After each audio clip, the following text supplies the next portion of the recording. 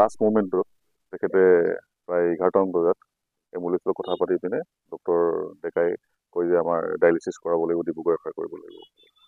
যিহেতু ইমান ডাঙৰ এখন নাৰ্ছিং ৰুম আৰু এইটোৱে ফাৰ্ষ্ট ঘটনা নহয়, আগতেও যথেষ্ট ঘটনা হৈছে। ধলা আৰু এটা পেচেণ্ট আজি 1 বছৰ আগত ছেম কেছ, একে ছেম ব্লিডিং হৈ পিনে তেখেতে ব্লাড 4-5টা ব্লাড লোৱাৰ পিছত একে এনেধৰণে মানে মৃত্যুমুখত আকল লৈছে। ছেম নাৰ্ছিং ৰুমতে ডক্টৰ ডেকাই কৰিছিলে। আৰু এটা কথা কি, আটাইতকৈ দুখ লগা বিষয়, মানে বাৰে বাৰে তেখেতে ষ্টেটমেণ্টবিলাক চেঞ্জ কৰি আছে। প্ৰথম মই যেতিয়া 11:30 বজাত ৰাতি পালোহি, আহি ডক্টৰ ডেকা আৰু ডক্টৰ ভূঞাক লগ কৰিলোঁ। তেখেতলোকে ক'লে যে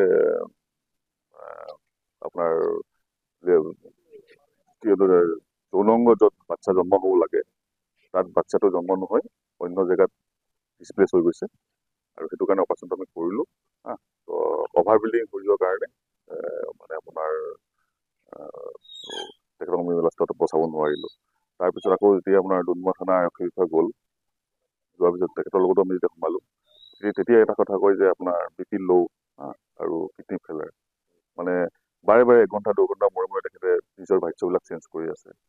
তো আমাক কোৱা নাছিলে, প্ৰথম কোৱা নাছিলে, লাষ্ট মমেণ্টত কৈছে। আৰু কিডনি ফেইল হ'লেই বাৰু, আৰু কিডনি ফেইল হোৱাৰ লগে লগেতো মানুহজন ঢুকাই নাযায়। মানুহ যিহেতু জানো আমি যে 2টা কিডনি থাকে আৰু এটা কিডনি মানুহ জীয়াই থাকে। আৰু ডেফিনেটলি নিশ্চয় দৰকাৰ আছিলে। আৰু তেখেতলোকে যদি ক'লেহেঁতেন যে আমাক আগতীয়াকৈ যে ধৰক এইটো আমাৰ ইয়াত নহ'ব, আপোনালোকে ডিব্ৰুগড় ৰেফাৰ কৰিব নোৱাৰে, তেতিয়া আমি হয়তো ডিব্ৰুগড় নিলোহেঁতেন। লাষ্ট মমেণ্টত তেখেতলোকে আমাক মানে জনাইছে, নিজে এম্বুলেন্স মাতি পিনে কৈছে যে এতিয়া আপোনালোকে ডিব্ৰুগড় লৈ যাবলৈ ৰেজিষ্টাৰ কৰাব লাগিব। আৰু গতিকে সেইকাৰণে উচিত তদন্ত লাগে। আৰু অলৰেডি ইয়াতে ডেথ হৈ গ'ল। মানে অলৰেডি তেখেতে এতিয়া যা যোৱা কৰিছিলে আৰু 5-10 মিনিটৰ ভিতৰত ডেথ হৈ গ'ল আৰু মানে এম্বুলেন্সত খবৰ নাপালে।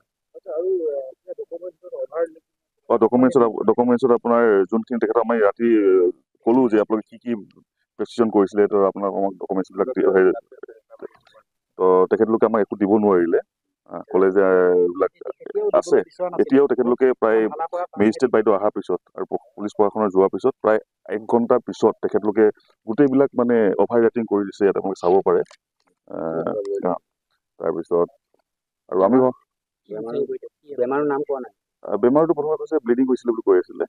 এতিয়া বিভিন্ন ধৰণৰ ভাষ্য, তেখেতে আপোনাৰ ফটকে ব্লিডিং হৈছিলে কৈ আকৌ কয় যে তেখেতৰ প্ৰেগনেঞ্চি আছিলে, আকৌ এতিয়া কৈছে যে কিডনি ফেইলাৰ। অপাৰেশ্যন হোৱাৰ পিছত কথা পাতিছিলে।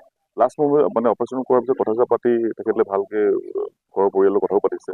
তাৰপিছত কি হ'ল, আপোনাৰ যেতিয়া এটা চেলাইনৰ এটা বেজি দিলে, তাৰ দিয়াৰ ঠিক 2 মিনিট পিছৰ পৰাই তেখেতৰ মানে উশাহ নিশাহটো কষ্ট পালে।